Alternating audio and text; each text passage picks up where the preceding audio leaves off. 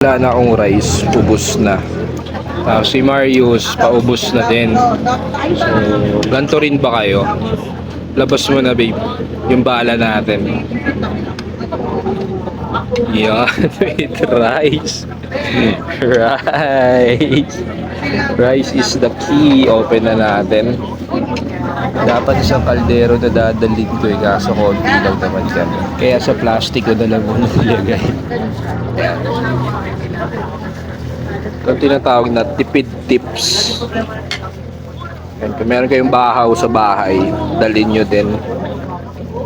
Imbis na mag-extra ratio sa fast food. Meron tayong kanin. Ay, no, hindi pwedeng ayaw. Arte mo. Yan. See? Lagyan ka ng gravy, gusto mo? Kuha ka nung pasok ka sa loob, lagyan mo ng gravy yung ano mo, papamp ko lang. So yan, solve na tayo.